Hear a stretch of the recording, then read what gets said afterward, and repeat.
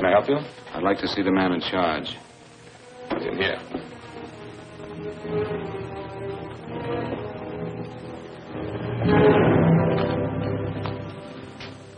I want to report a murder. Sit down.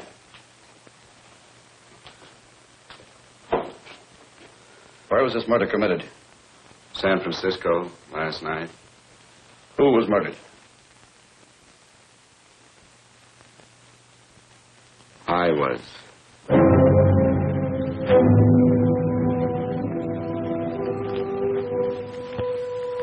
Well, do you want to hear me out or don't you, Captain? I don't have very much time.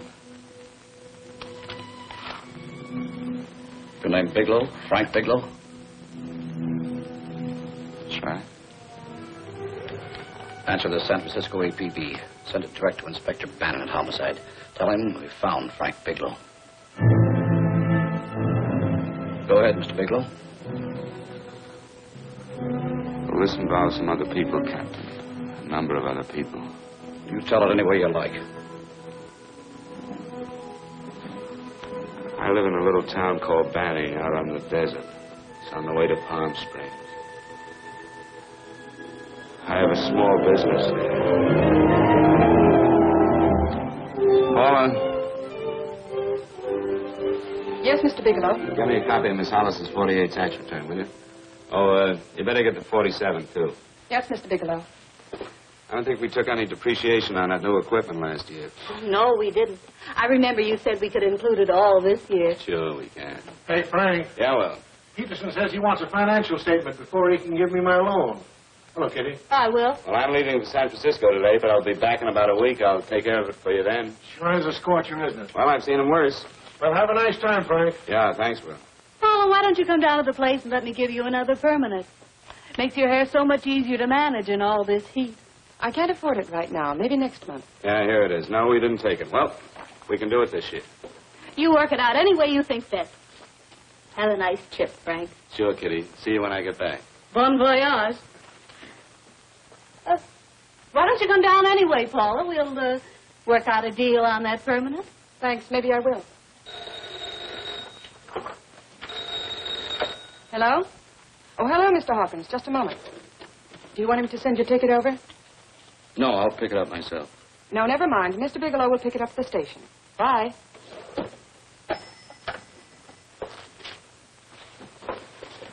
I want to go with you, Frank. Now, Paul, I'm just going on a little vacation. You know that? You want to go without me, don't you? Be gone just a week. And I suppose you just made up your mind to take this little vacation at 9 o'clock this morning? No, Paul, I meant to tell you about it a few days ago. I guess I forgot. Oh, you forgot. Paula, don't be like that. Don't be like what? You just drop a little announcement that you're going away. Not tomorrow or next week or next month, but today. No explanations, nothing. And I'm supposed to swallow the excuse that you need a little vacation. I just want to get away from town for a few days, that's all. Get away from this town or get away from me. Oh, Paula, please try to understand. How can you ask me to understand anything like this? No, I'm sorry, but I don't understand. Go to San Francisco, but don't expect me to be waiting for you when you get back.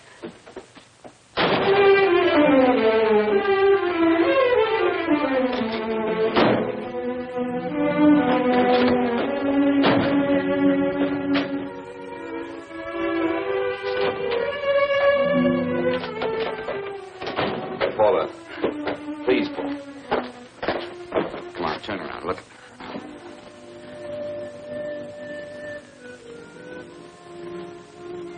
Come here. Why do you do this to me, Frank? Why can't you be honest with me? As honest as I am with you? Do you have to go? I have to go, Paula. I know what I'm doing. All right, go. Go anywhere you like. You can go to blazes for all I care. Paula. Paula. Yes, I know. I'm being foolish. Come here.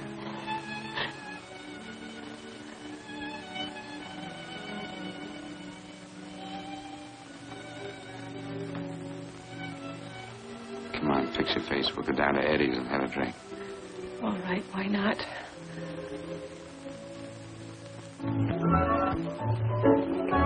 Hi, Paula. Hi, Eddie. Give us a couple of cold beers, will you? Coming up. Hi.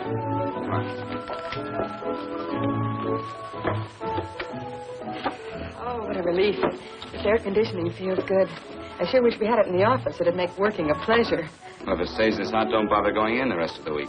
I win 2 races today. How many did you lose? Now, you would have to ask that. Kind of early for you two, ain't it? Too hot to work. That's what I like to hear.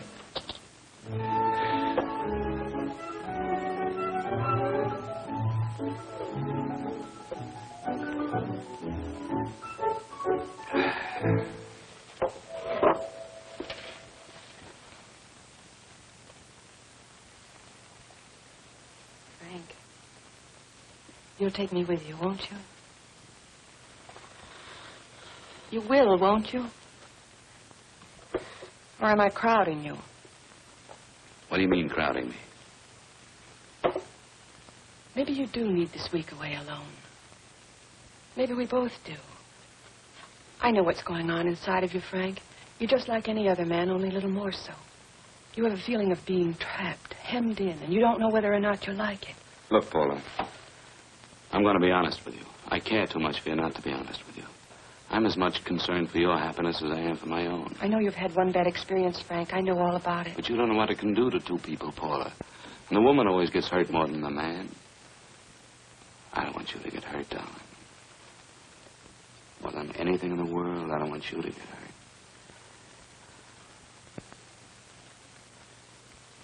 Want to hear some music? All right, Frank. Got a couple of nickels, Eddie? Yeah. This won't bother you, will it? Next result doesn't come in for half an hour.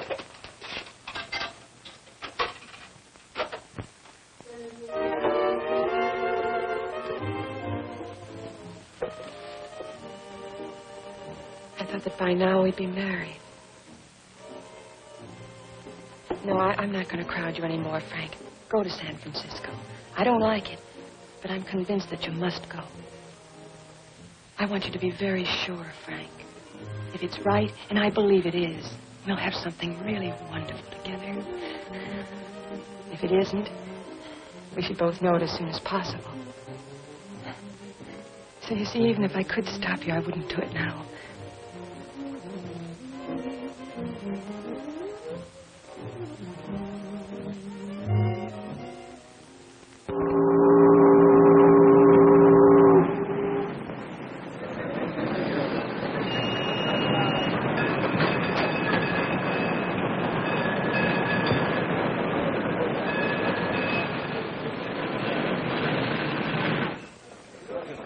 Yes, sir. My name is Bigelow. I have a reservation. Yes, sir.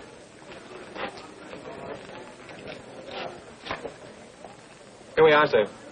My name is Bigelow. I have a reservation. I have it, sir. It's a very nice room on the 6th floor, facing the bay. Boy, this might help you enjoy your stay, Mr. Bigelow. It's a little booklet on how to have fun in San Francisco. Oh, thank you. Very welcome, sir.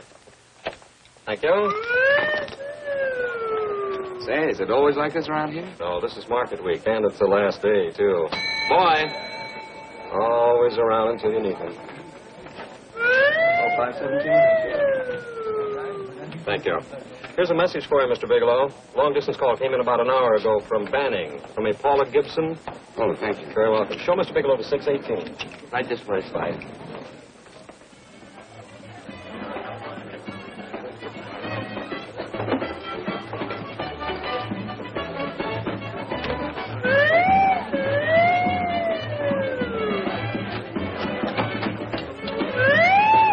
Right this way, Mr. Bigelow.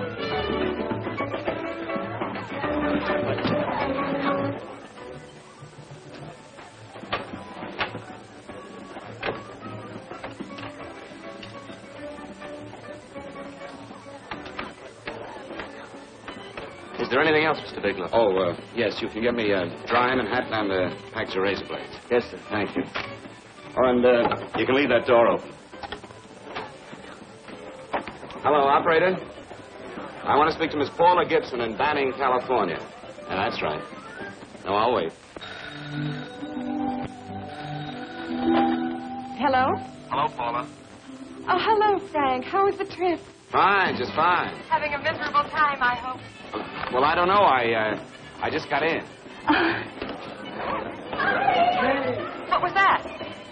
Market week. The place is crawling with traveling salesmen. You know, Charlie Anderson found out that you went away and he asked me to go out with him. Oh, really? How did he make out? I'm considering it. Is that what you called to tell me? I'll have you know that this call is strictly business, Mr. Bigelow. Did a Mr. Phillips phone you? Eugene Phillips of Los Angeles. No. He will. He phoned the office 3 times today. Said that he wanted to get in touch with you immediately. He said it's most urgent and imperative that he reach you at once. What did he want? I don't know. But he sounded deep, dark, and mysterious and quite agitated about something. Phillips. Have we ever done any business with him? Not unless you've been keeping it a secret from me. I looked through all the accounts. Why did you tell him you could reach me here? You know I'm supposed to be on vacation. So you told me. And so I told him, dear heart. But the gentleman didn't seem to respect your temperamental moods the way I do. He was very insistent that he speak to you before it's too late, as he put it. Well, tell him you tried to get in touch with me and I've changed my plans and you can't reach me. He won't talk to me. I told him that I was your confidential secretary, but I guess I didn't sound confidential enough. So I told him that he could reach you there this evening. Well, call him back. If it's as important as he says it is, he'll talk to you. Otherwise, he'll just have to wait until I get home. Ma, aren't we adamant this evening? All right. Shall do. And Frank. Yeah? I don't quite know how to say this. Say what? Well, what I want to say is that there's nothing you can do that you ever have to feel guilty about. Oh. Sure. Thanks, Paula. I'll call you tomorrow. Right.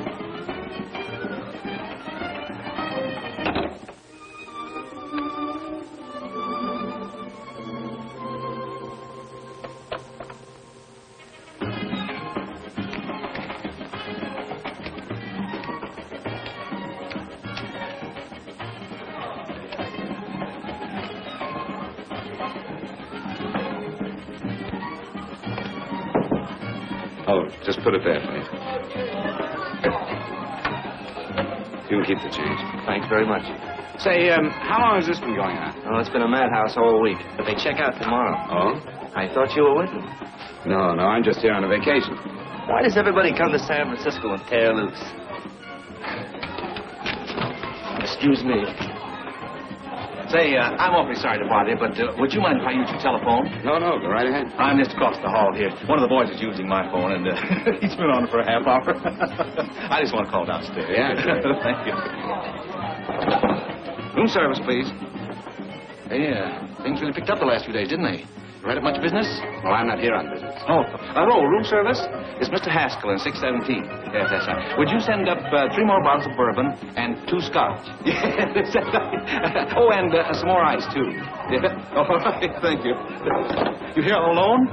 Yes, I just got in town. Well, why don't you join us for a drink? Well, I don't want to barge in on your party. Oh, nonsense. It's not a party. Just a few of the boys entertaining some buyers. You know, the usual thing. A few drinks and some laughs. It's no party. Come on. Well, Come on. right. I know what it's like to be all alone in a strange city. I'm Sam Haskell. I'm Frank Bigelow. You think some of these guys never been away from home before? Yeah. Hey, quiet down a minute. Hey, will you quiet down a second? I want you to meet Frank Bigelow. Hello. This is Jane Carlisle. Hello. Bill Welch. How are you, Mr. Wells? Glad to know you, Bigelow. Jane's the prettiest buyer in San Francisco. Oh, hey! I resent that. You don't think I believe him, Elaine? Well, he's bred that from coast to coast. Oh, gee. But it's good for my morale anyway. I'm George Cantwell. Glad to know you, Mr. Bigelow. Bigelow, yes. Right on much business? He's not here on business. Oh? Well, Well, why don't you get the man a drink before he dies of thirst? how about a little bourbon? Well, that's fine. Bourbon it is. Of course, Mr. Wallace. Yes, Mr. Wallace. But, Mr. Wallace, I'll need at least a week in Cleveland to visit all my accounts. I can't figure on being in Philadelphia until the 17th. Eddie, will you get off the phone? I want you to meet Frank Bigelow.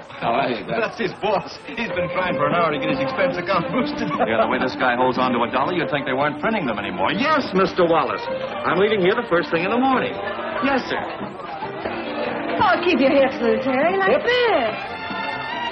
Oh, yeah. How's he doing? Oh, there's nothing wrong with Harry Drummer. The 2 years now at the Murrays when you see. Hey, now, wait a minute. I was doing all right. This is Sue and Harry Brandis. Hello, good to meet you. How are you? Where'd you find her, Sam? On a dance marathon? Bourbon. Really? Say, I'll bet you could do the rumba. Well, a little, but I'm kind of rusty. Anything would be an improvement after Harry. Oh, how do you like that? Well, here goes. Hey, you're good. Oh, my wife, she's a good dancer, isn't she, Bigelow? Oh, yeah. Fellas, I thought you were going to show us a good time tonight. Is this doing the town? That's right. We practically bankrupt our stores to buy everything you've got. Then you keep us in this hotel room. I agree. This is my last night to howl before I go back to being a dutiful housewife. Well, it looks like we're stuck, boys. This is where we blow all our commissions in one night. And you're coming with us, Bigelow. Oh, no, thanks. You run along. I've got to get unpacked and have dinner. Oh, no, you're not going to get away from me. Now that I found a man who can dance, I'm going to hang on to him.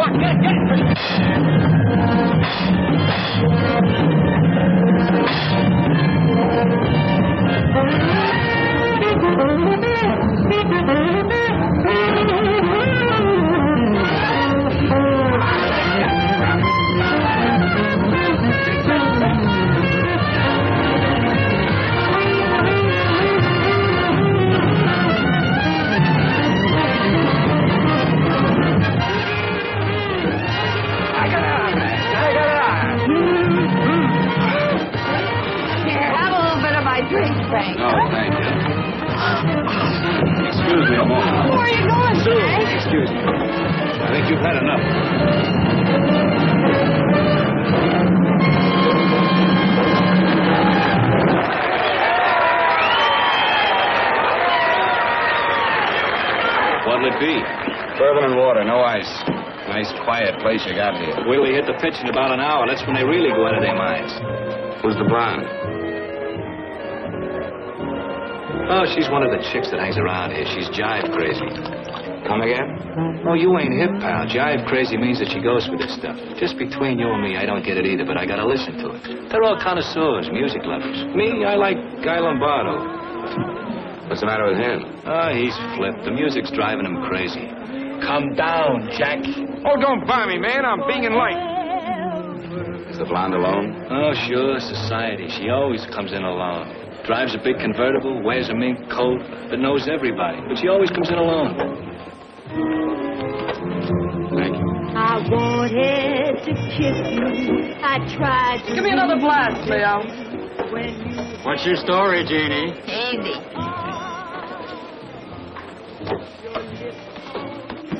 Hello. Easy. Dig the fisherman. Oh, that's really silk, isn't it? Can I buy you a drink? Sure thing. Give me a blast, Leo. Leo, I left my blast at the other end of the bar.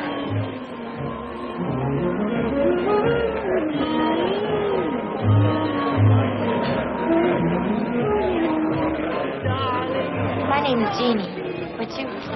Frank? I've never seen you here before, Frank. Well, I've never been here before.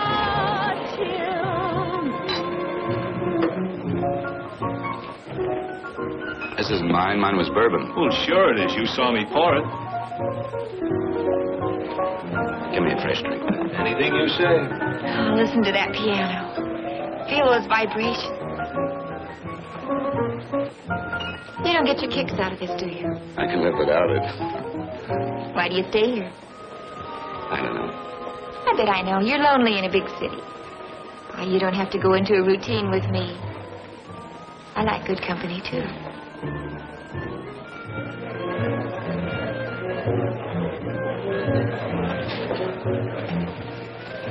Say, there are some people there I want to avoid. Couldn't we get out of here? Let me think about it. Oh, come on. How about going somewhere else? Huh? Why don't you meet me later? Okay. Where? I tried to forget you, but you whispered, darling, I love. Call me at that number later. It's my next stop. They've got a band there that'll really send you. See you, Jeannie. Easy.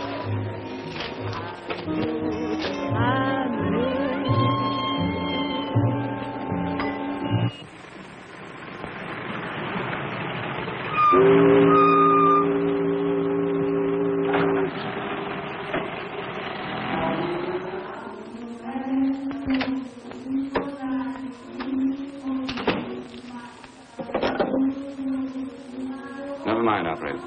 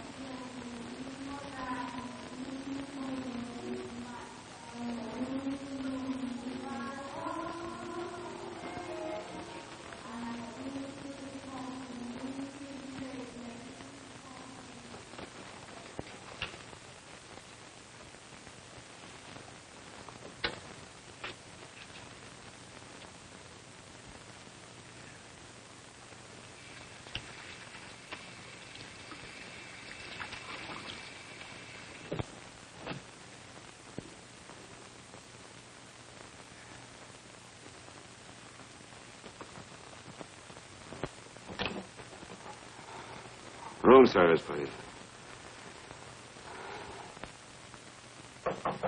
Come in.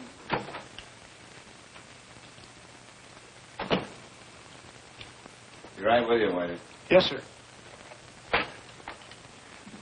Rest well, sir? Yeah, sure. May I? Go ahead. It's on there for you. Thank you, sir. Would you like anything else? Oh, thank you. That's all. Waiter. Yes, sir. Take this away. Is there anything wrong, sir? No, just take it away. I don't even want to look at it. Are you all right, sir? Yeah, sure. All right, I just had too big a night, I guess, that's all. Need some fresh air. Of course. Thank you, sir.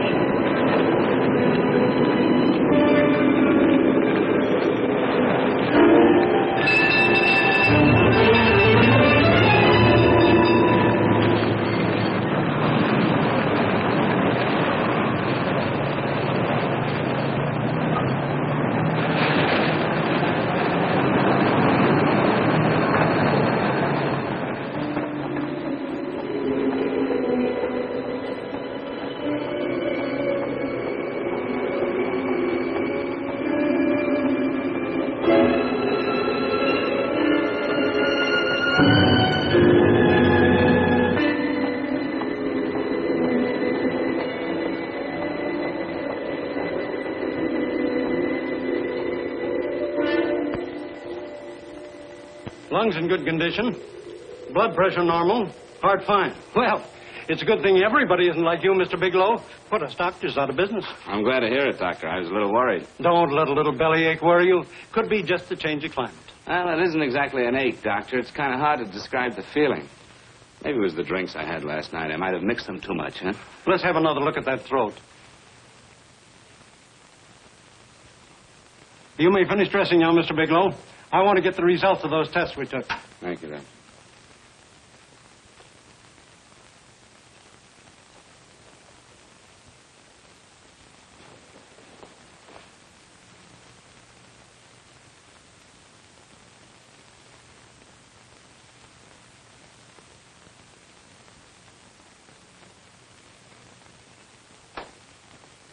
Mr. Bigelow, this is Dr. Schaefer. Hello, Doctor. How are you? Sit down, Mr. Bigelow. According to the information you gave Miss Wilson, you're not married, Mr. Bigelow. That's right. Do you have any relatives, family, anyone in San Francisco? No, no one. I don't know a soul in San Francisco. Where is your home? What is this, Doctor? Why all the questions? You're a very sick man, Mr. Bigelow. Sick? But you told me I was in good shape. Yes, I know. But my preliminary examination didn't reveal your true condition. You sound as if it's pretty serious, Doctor. It's extremely serious. I want you to understand that we wouldn't tell you something like this unless we were absolutely certain. Well, of course, of course. You must steel yourself for a shock, Mr. Bigelow. Well, go on, Doctor. What is it you're trying to tell me? Our tests reveal the presence in your body of a luminous toxic matter. What is that exactly? A poison that attacks the vital organs. Poison? We have no alternative but to tell you this. Your system has already absorbed sufficient toxin to prove fatal. I wish there was something that we could do. What do you mean, wish? You mean there's nothing? There is nothing anyone can do. This is one of the few poisons of its type for which there is no antidote. Well, this is fantastic. This is the most ridiculous thing. You don't have very long. What do you mean? A day. Possibly a week. 2 weeks at the outside. It's hard to say exactly. Oh, this is impossible. I don't believe it. You've made a mistake. That's it. It could be a mistake, couldn't it? You have made a mistake, haven't you? Answer me. Dr. Schaefer is an authority on toxicology. Been no mistake, Mr. Bigelow. Do you realize what you're saying? Well, you're telling me that I'm dead. Do you think you can explain my life away in just a few words? Why, I don't even know who you are. Why should I believe you? You must calm yourself, Mr. Bigelow.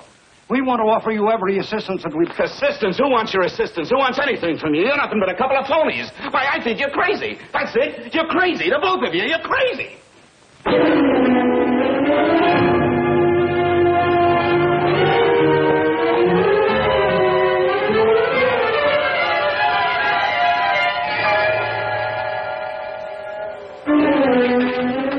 Where's the doctor? Come on, tell me. Where's... Get out of here.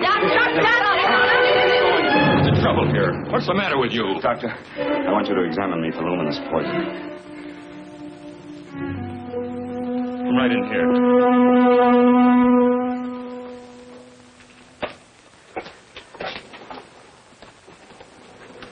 Yeah, you've got it all right. Your system has already absorbed it. Are you sure, Doctor? Are you absolutely certain? Couldn't there be some mistake?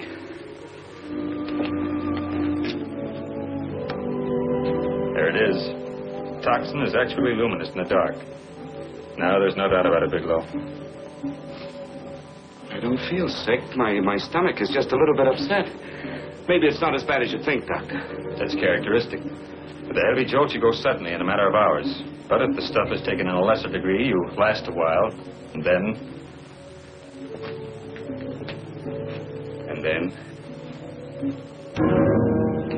Give it to me straight, Doctor. Well, a number of things are involved. The systemic condition of the individual, the amount consumed, exertion. Yes? You won't feel too badly for a while. Then it will happen suddenly. A day, 2 days, a week at the most.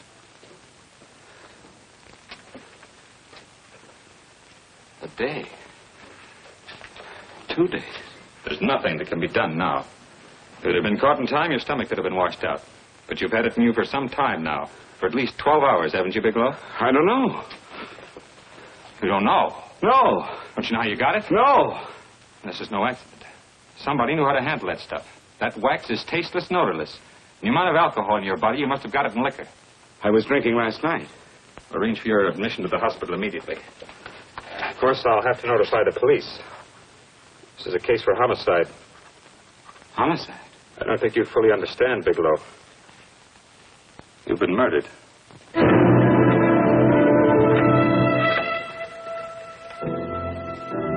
Get me police headquarters, please. Homicide Bureau.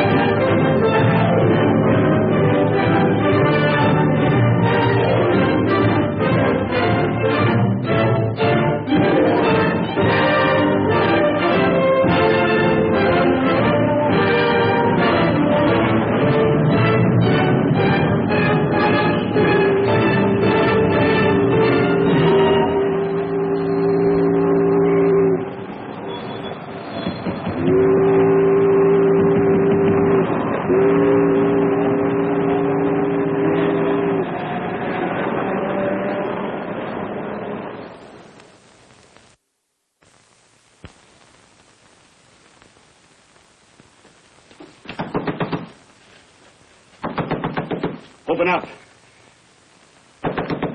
Open this door, I tell you. Open it up or I'll break it down. Where are those men? Where are those men who were here last night? I don't know. There are no men here. Please go away. Don't lie to me. Where are they? Mister, this lady just checked in. Those men aren't here no longer. They checked out the hotel early this morning. Checked out? Please go away. I'm sorry. I'm terribly sorry.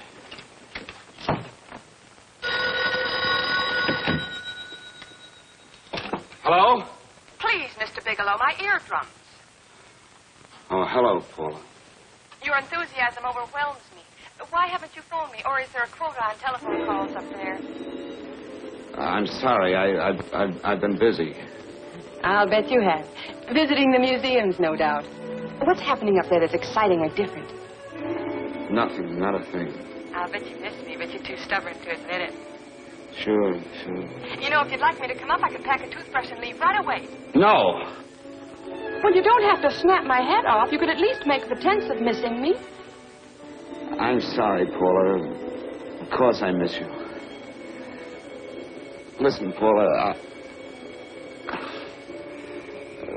Paula, it's just that I don't feel like talking now. I'll call you later. Don't strain yourself. You phone me sometime when you feel more like talking. Oh, by the way, I called that Mr. Phillips back. Phillips? Yes, you know, the man that tried to reach you. Well, I'm afraid you'll never know why it was so important that he speak to you. His office said he died yesterday. Frank, are you there? Did you hear me? Die? When? Yesterday. So you won't have to bother your little head about him anymore. You can just go ahead and have fun. Paula, what did he die from? Do you know? I suppose he died from whatever people usually die from. Well, didn't they tell you? Don't you know? What are you getting so excited about? You said you didn't even know the man. Listen, where's his office located? What difference does it make? You can't talk to him now. I told you the man's dead. Paula, will you stop talking so much and tell me where his office is? All right. It's the Phillips Importing and Exporting Company, Bradbury Building, Los Angeles. Bradbury Building, Los Angeles. That's right. Say, this is really a switch. Listen, if you want to reach me, I'll be in Los Angeles. Are you out of your mind? I'm sorry, Paula. I've got to hurry. Wait a minute. Where in Los Angeles? The Allison Hotel. Goodbye, Paula.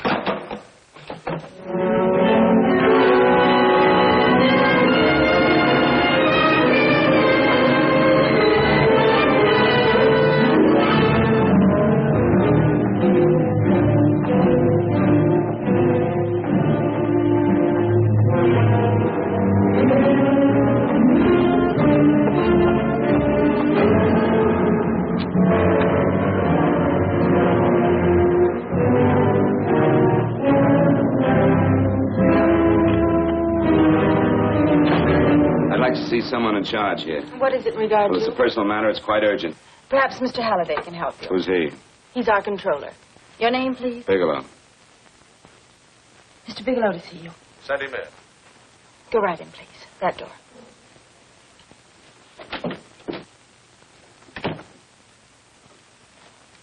Mr. Bigelow? How are you, Mr. Halliday? What can I do for you? Well, Mr. Phillips phoned my office several times yesterday. I'd like to find out what it's all about. You know Mr. Phillips died yesterday? Yes, I know. Well, I don't understand. If he phoned you, didn't he tell you what it was about? Well, he didn't speak to me. I wasn't in my office at the time, and he wouldn't tell my secretary. I'm afraid I can't be of much help, Mr. Bigelow. I've no idea why Mr. Phillips tried to reach you. I'm sorry you had to make the trip for nothing. How do you know I made a trip? I didn't say anything about making a trip. I merely said he phoned my office. My office could be here in Los Angeles. Miss Foster, Yes? didn't you mention something yesterday about Mr. Phillips speaking with Mr. Bigelow in San Francisco? I said that he had phoned Mr. Bigelow's office in Banning, but that Mr. Bigelow was staying at the St. Francis Hotel in San Francisco. I'm sorry you misunderstood me. Do you know why Mr. Phillips called? No, I don't. All right, thank you, Miss Foster. You can understand that we've been somewhat upset around here. Now, if you don't mind,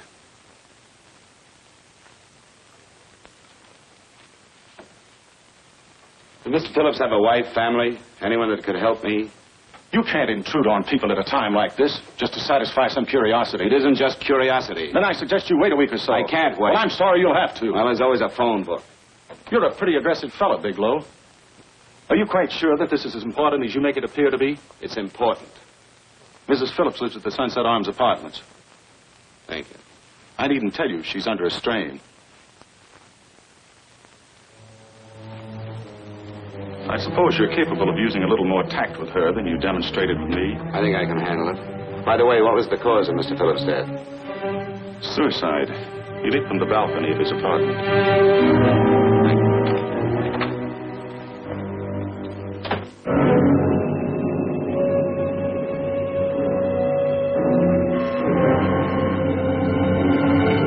Come in, Mr. Bigelow. I'm Stanley Phillips, Eugene's brother. Halliday phoned that you were coming.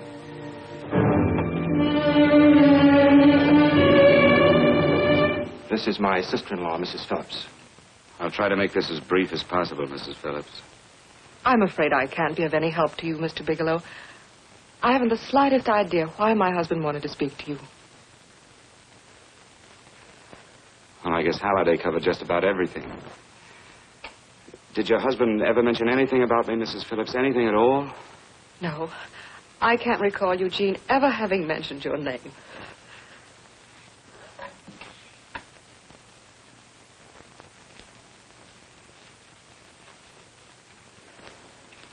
I hate to ask you this, Mrs. Phillips, but it's of vital importance to me. Do you know why your husband committed suicide?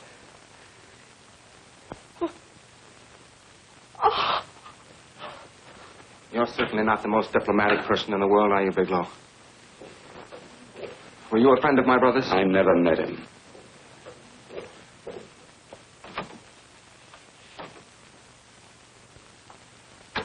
My brother was in a jam, a pretty bad jam.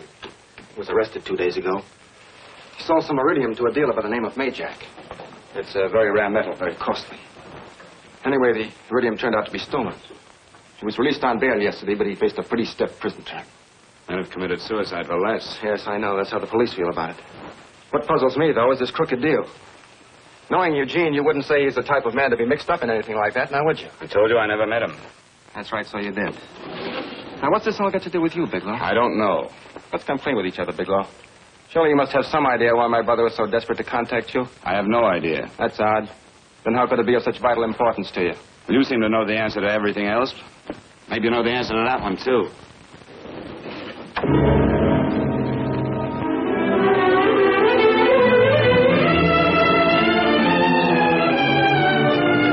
There's a message here for you to call operator 82 at Banning. Oh, thank you. Show Mr. Bigelow to room 821. Say, would you have the operator put this call through to my room right away? I'll take it up there. Thank you. Hello, operator. I'll call you if I need anything. Thank you, sir. Hello, Paula? Well, Sinbad, I'd just about given you up for lost. Do you mind telling me just why you rushed down to Los Angeles? I can't explain it to you just now, Paula. I just can't explain it. What's going on, Frank? You don't even sound like yourself. Well, I'm just a little tired, Paula, that's all. But I miss you. Oh, Frank. I can't tell you how good it is to hear you say that. And here I was worrying that I'd lost my charm. When are you coming home, Frank? Soon, Paula. I'll be home soon. I'll go right out and get myself a permanent so I'll be pretty when you see me. Hey, guess what? I found that Phillips name in your notarial ledger. Notarial ledger? Yes, of all places. I remember now I made the entry myself. You had notarized a paper one morning before I came to work. What kind of paper was it? A bill of sale for a George Reynolds made out to Eugene Phillips of Los Angeles. So you see, I was right. We haven't done any business with Phillips, only indirectly. What was the bill of sale for? A shipment of iridium, whatever that is. Iridium? You mentioned at the time that this fellow Reynolds had made some kind of a deal in Palm Springs, and he stopped in your office early in the morning on his way north to have it notarized. Wait a minute. Wait a minute, George Reynolds. That was about 6 months ago, wasn't it? That's right, 6 months ago. Thanks, Paul. Goodbye. Goodbye. Hello, operator. Get that number back for me.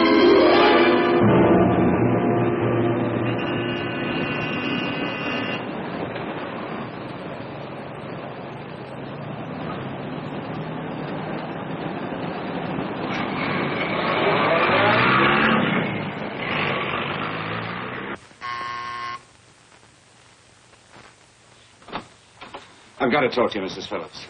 Please, go away. I want to be left alone. But I found out why your husband wanted to see me. It was in connection with a bill of sale. Come in. Thank you.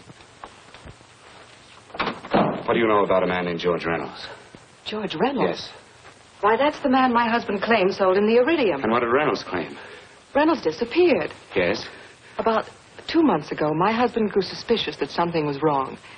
Since then, he tried in every way to locate Reynolds, but could find no trace of him. But I don't get it. Your husband could have proved he made a legitimate deal by showing the bill of sale he got from Reynolds. Then there was a bill of sale? Yes, of course there was. My husband swore there was, but at the time of his arrest, he couldn't find it. It was mysteriously missing. Well, then, if your husband could have shown proof, it would have been George Reynolds who would have faced the prison term. Eugene was convinced that Reynolds had stolen the bill of sale. He was the only one who had reason to eliminate evidence of the transaction. Thank you, Mrs. Phillips. Thank you very much. You've been very helpful.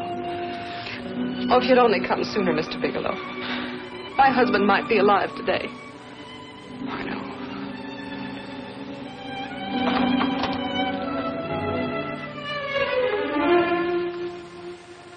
The only thing thing that puzzles me, Miss Phillips, is that you haven't asked how I knew there was a bill of sale.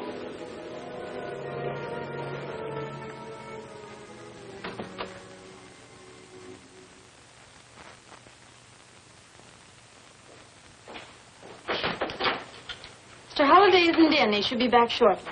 I think you're the one who can help me, Miss Foster. Mr. Phillips tried to reach someone else before he called me yesterday, didn't he? Why don't you ask Mr. Holliday? Obviously, Mr. Holliday wasn't here yesterday, or he wouldn't have had to learn from you that Phillips called me. And you're the logical person to know who else Phillips called.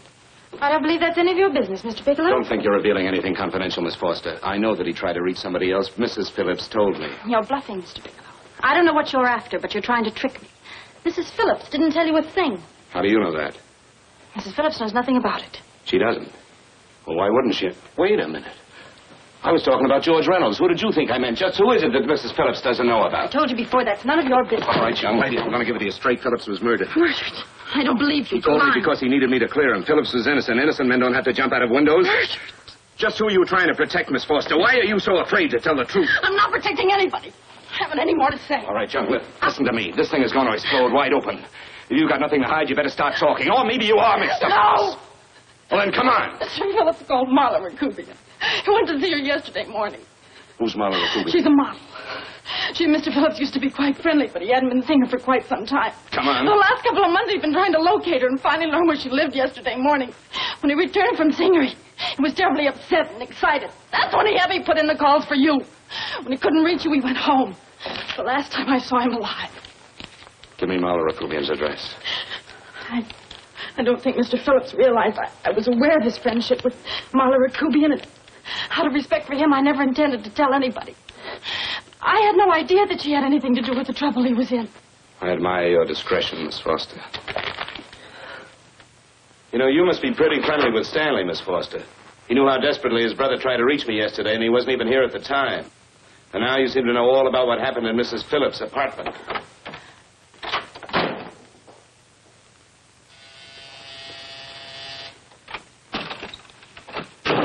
Miss Rakubian? Yes? What do you want? Get out of here or I'll call the police. Go ahead, call him. Oh, go ahead, call him. Going on a trip, huh? Yes, going away for the weekend. Sailing for Buenos Aires tomorrow, some weekend. I'll send you a postcard. Now get out of here. Who are you going with, George Reynolds? Never heard of him. I suppose you've never heard of Eugene Phillips either. Just who are you? What do you want? Never mind who I am. Where's Reynolds? I told you I don't know him. Now will you get out of here and leave me alone?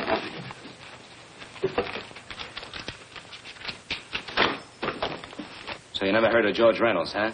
And don't try to tell me that this isn't him because I've seen him. If you think you can scare me, you're crazy. Look, I know that Phillips came here yesterday. And right after he left, he was pushed out of a 6-story window. Pushed? Phillips committed suicide. Your playmate Reynolds murdered Phillips. Then he went up to San Francisco to get me. Because I knew about a certain bill of sale. I don't know what you're talking about. You're in this right up to your pretty little neck. I'm not mixed up in anything. Get your hands up. Drop that picture on the couch. Turn around. Don't get any ideas because I'm not afraid to use this. Give me your wallet.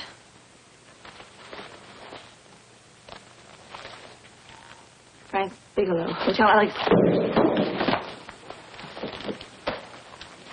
All right, now where's Reynolds? I don't know. I don't know where he is. Is that what you told Phillips yesterday? I told him exactly what I'm telling you. I haven't heard from him in months. Yeah? You're mighty careful of the picture of a man you haven't heard from in months. What does the Ray stand for? It was a pet name. Do you mind? Oh, it sounds very cozy, Miss Rakubian. You and Reynolds call each other pet names while you make a sucker out of Phillips. Phillips made the deal because he wanted it. Yeah? I'll bet you weren't above using what it takes to help make him want it. Who's paying for this trip? I am. Really? A first-class trip to Buenos Aires on a model salary. Don't make me laugh. Since you and Reynolds aren't seeing each other anymore, you don't mind if I keep this, do you? If I were a man, I'd punch your dirty face in. No, I really believe you would. Oh, I almost forgot. Your tickets. Don't be surprised if I'm there to see you off.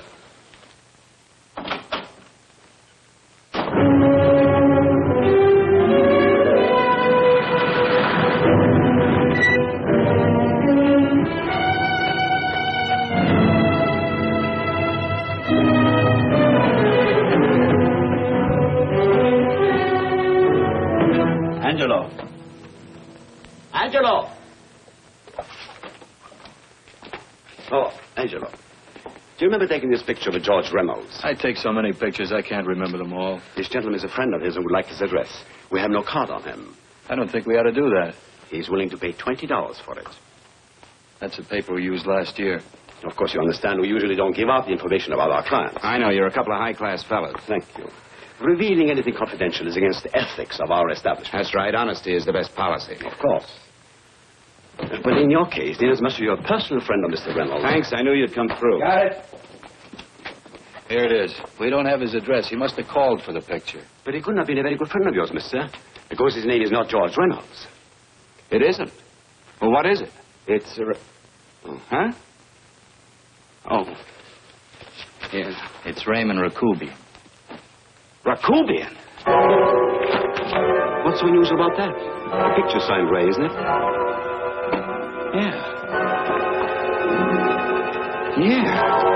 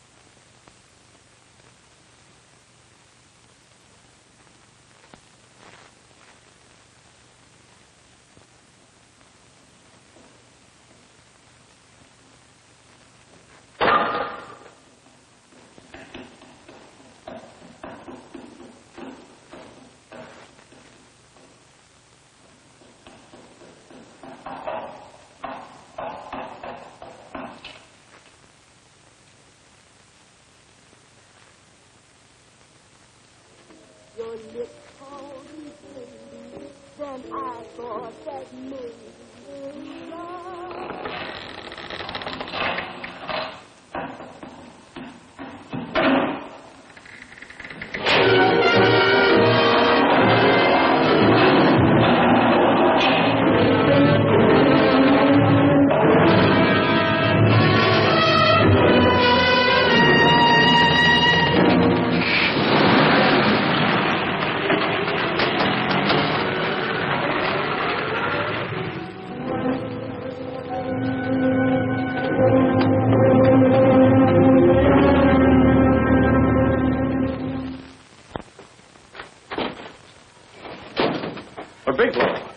Are you all right? Can I get you anything? No, thanks. Do you know this man? No. No, I don't think so. Are you sure you've never seen him? I'm quite sure. Does the name Raymond Rakubian mean anything to you?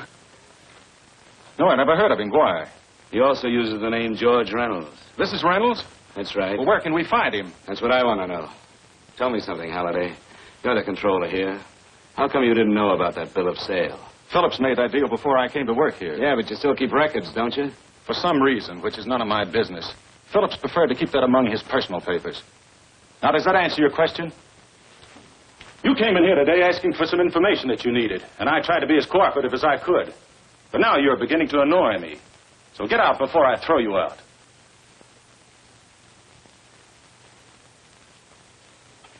You know, you really frighten me.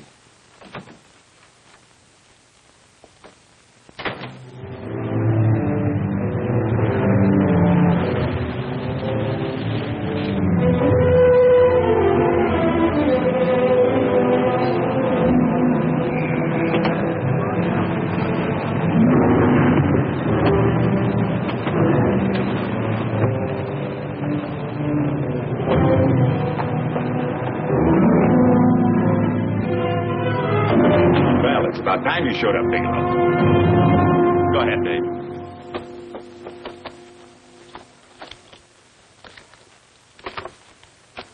Real cute, ain't you, Bigelow? Just real cute. Paula didn't lose much time getting a hold of you guys, did she? Shut up. Let's go, Bigelow. Look at him. He can't take it. Soft in the belly. You do that again, and I'll kick your face. Lay off, Chester. Cut it out. Shut up. Who asked you? Better let him answer. The clerk might know he's in. Go ahead, Bigelow.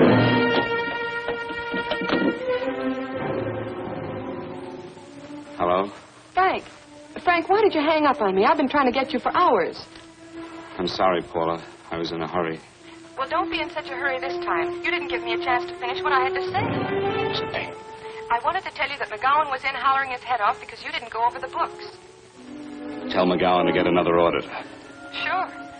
Sure, I'll just do that little thing, and who's the best paying account we've got? Do as I tell you, Paula.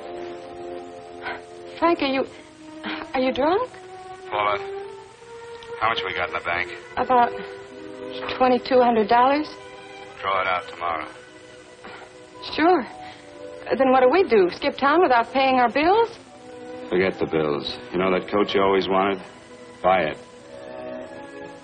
You are drunk. You know, if I didn't have such a good character, I'd be tempted to take advantage of your intoxicated state, Mr. Bigelow. I'm not drunk, Paula. Well, then don't tell me that one day away from me can affect you this way. Cut it short. Paula, Yes? I'm sorry I left you. I never realized how much I love you. But I know it now. Oh, Frank, darling, I love you too so very much. Please come home. I miss you terribly. I said cut it short. I'd just love to let you have it, Bigelow. Let's go, Chester. This guy's kept us waiting long enough now. Walk in front of me, Bigelow. And keep your mouth shut. If you so much as look cross-eyed at anybody, I'll blow the back of your skull out.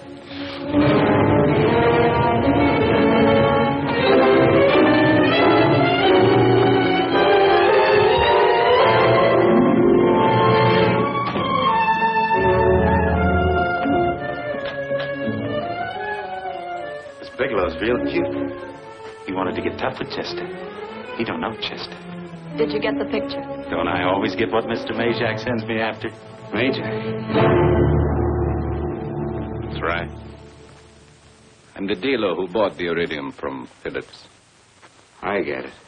You have Rakubian unload stolen stuff on Phillips with the help of Marla here, and then you buy it back from him. Oh, you certainly made a sucker out of Phillips. What is it, Mr. Bigelow? Exactly what is on your mind? I'm looking for Raymond Rakubian. What? Well, now, Marla here has told you everything else. I'm sure she must have told you that, too. You don't expect me to believe this conversation. So, what is on your mind? I mean, underneath. You forced your way into my affairs, and now I want to know why. I just told you. I'm looking for Raymond Rakubian. Don't get cute. I'm just itching to work you over. Soft in the belly. Can't take it.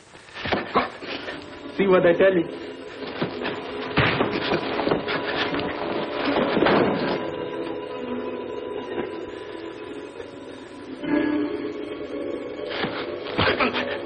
Can't do that to Chester. I'm going to blow your guts out. Easy. Lay off, Chester. Not now. Look at him. He's so scared of Chester, he'd talk now. He's not afraid, Chester. You can tell from a man's eyes when he is afraid. Look at his eyes.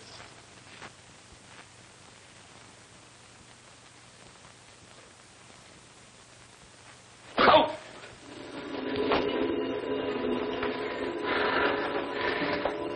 I'm telling you, Majak, you better keep him away from me or he's really going to have to use that gun. Go away, Chester, please. Do what I tell you, my boy. Please. And help Dave.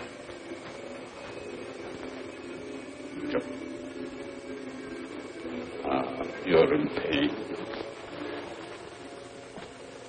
He's an unfortunate boy. He's psychopathic.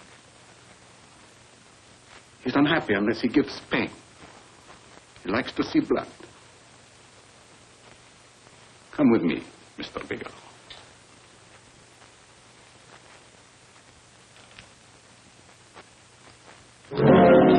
Raymond Rakubian was my nephew. He could not possibly have tried to kill you. He's been dead 5 months.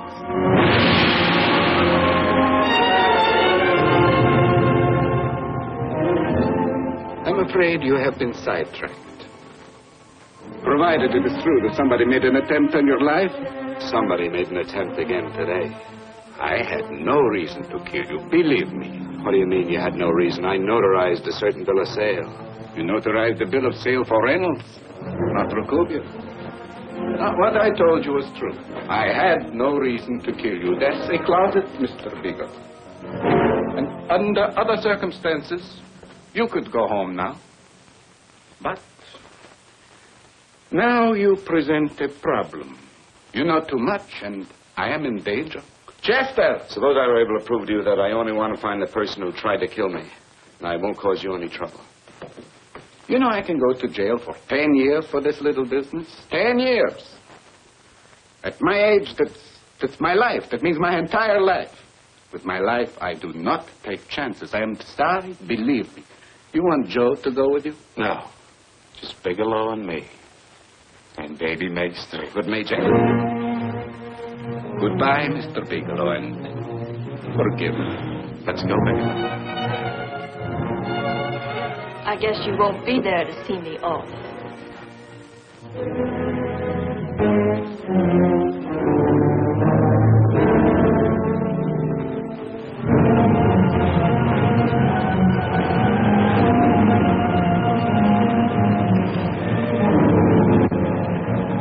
You tried to make a boob out of me in front of Major.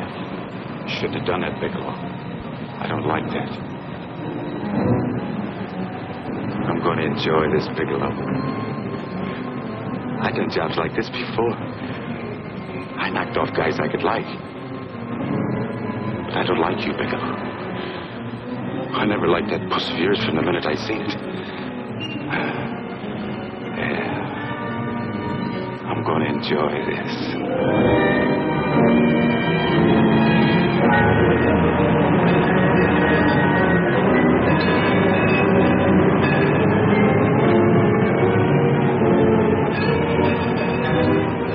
Scared yet, are you, Bigelow? But you'll be scared. Goodness scared. I think I'll give it to you in the belly. You don't like it in the belly?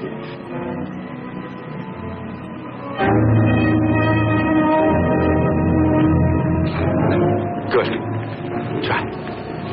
I'd just love you to try it, Bigelow. Why don't you try it? Go ahead.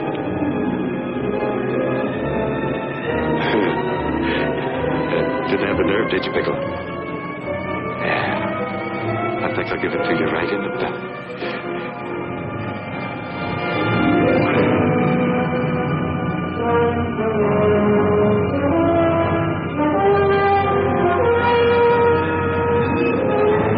Takes longer when you get it in the belly. It's nice and slow. That's the way I want to see you go, Bigelow. Nice and slow.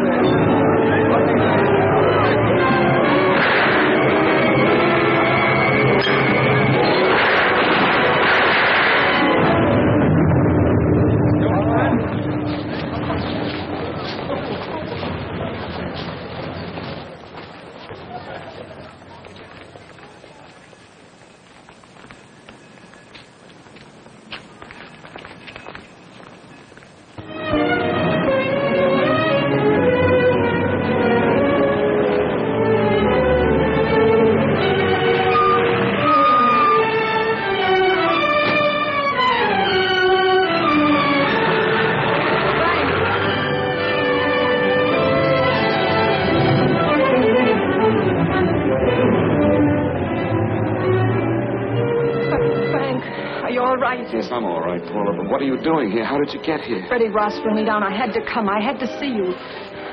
You shouldn't have come, Paula. You shouldn't have. What is it, Frank? You're in some kind of trouble. I know it. Look at you. You're a sight. Your clothes look as if you've slept in them. Are you ill? You are. You're feverish. I'm all right, Paula, and I'm not in any trouble, believe me. You're lying, Frank. Right after I spoke to you, I got a phone call from the San Francisco police. They asked if I knew where you were. You didn't tell them anything, did you? Of course not. It was a homicide detective that called. What is it, Frank? If you're in any kind of trouble, you certainly can trust me. Look, I'm not in any trouble with the police, Paula, believe me. But you can't stay here. You've got to go back to Banning right away. No, I won't go, Frank. I won't. I'm staying here with you. Paula, it's better that you go back, believe me. Why? What's this all about? What have you got to do with this Phillips and Reynolds? Phillips was murdered.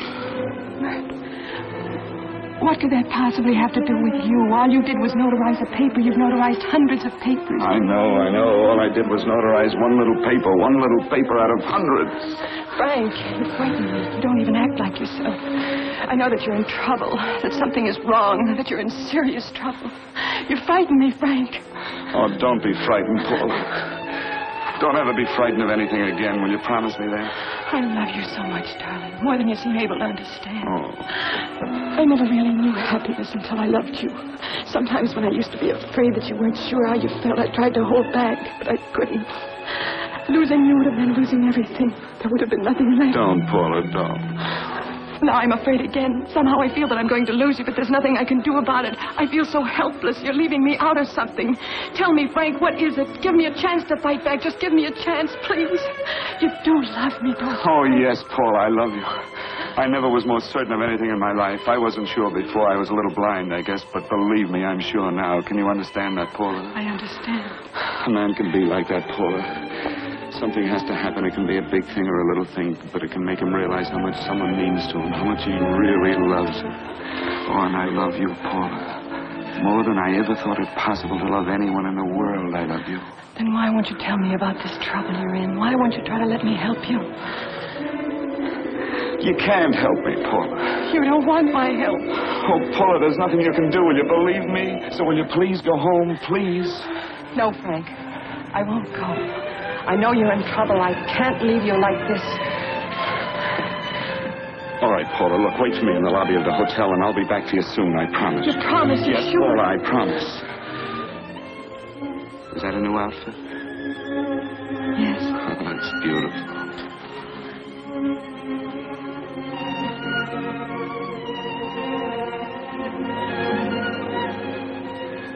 You'll come back to me, won't you, Frank?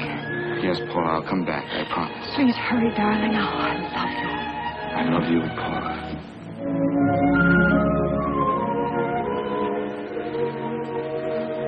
Goodbye, Paula.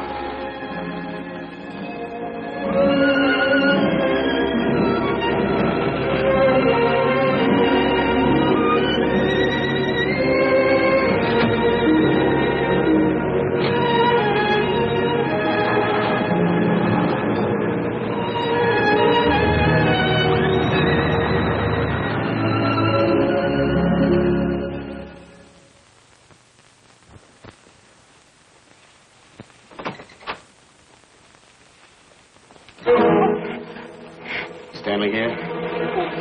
You sure? All right, get in there. Now get Stanley on the phone. Tell him to come over here right away. Use any excuse you want. What are you going to do? What was Stanley going to do when he used me for a clay pigeon today? I don't know what you're talking about. Don't act innocent with me. I felt it at once. I don't know what you mean. I told you everything you wanted to know this morning. Yeah, you told me just enough so I'd get sidetracked and wouldn't know that Stanley was the one I was after. Stanley? Oh, no. You and Stanley have been together on this from the start. Now, come on, get on that phone and call him. Don't let him know I'm here. Bigelow.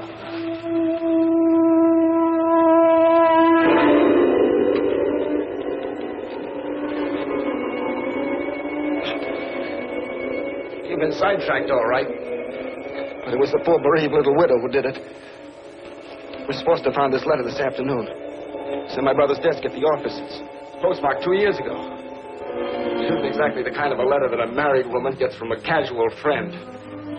I'm sure my brother wasn't aware that they were so well acquainted when he hired Halliday.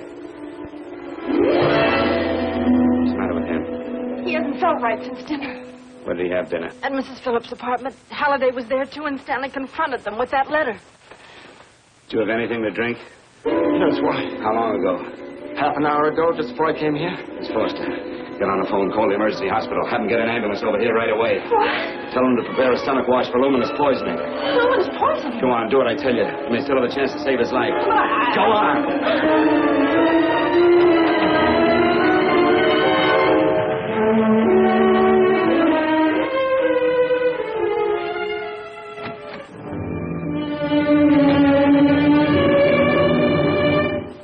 I found George Reynolds, Mrs. Phillips. He's been dead for 5 months. And he didn't steal the bill of sale. No, he didn't. But you could have stolen it. How dare you? You knew who I was when I came here today. But you were surprised to see me alive, weren't you? But I'm not alive, Mrs. Phillips. Sure, I can stand here and talk to you. I can breathe and I can move. But I'm not alive. Because I did take that poison. And nothing can save me. What are you going to do? If I kill you now, I have nothing to lose. No, you've got to listen to me. You've got to give me a chance. But I didn't have a chance. It was Halliday. Believe me, it was Halliday. He made me steal the bill of sale. He planned everything. What about this letter? Your husband knew about you and Halliday. He found it only yesterday. He accused Halliday. They fought, and Halliday pushed him over this balcony. And why me? Why did he want to kill me? Because you could have proved there was a bill of sale, that my husband had no reason to commit suicide. Halliday was desperate after he killed my husband. He found out about the phone calls to you. He thought you spoke to him, that you knew enough to involve him.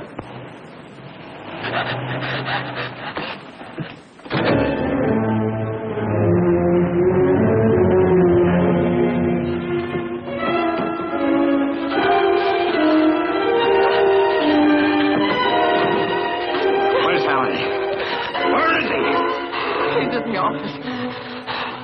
This time you don't want him.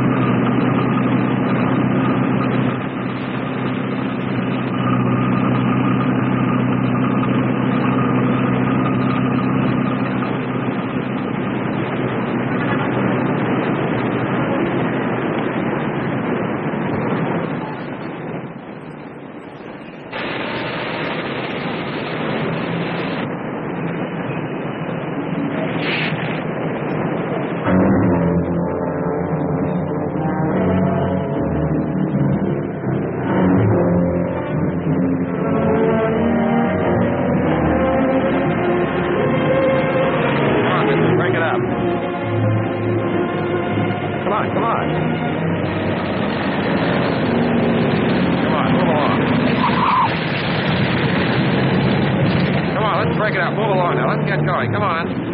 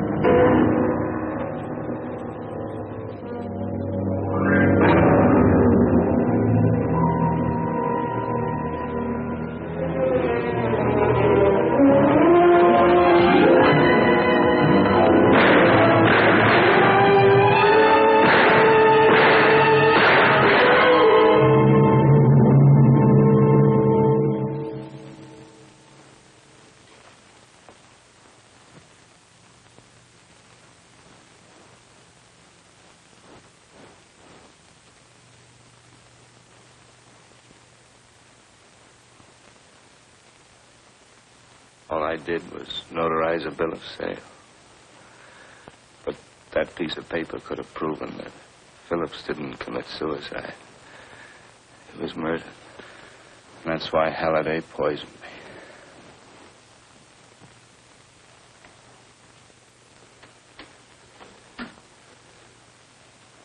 Would you?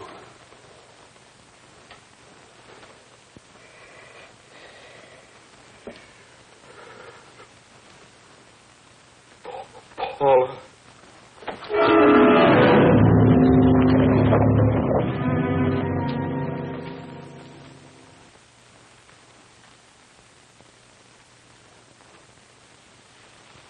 Call the morgue.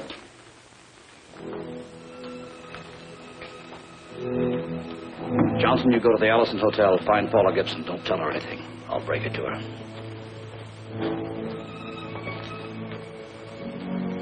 How shall I make out the report on him, Captain? Better make it dead on arrival.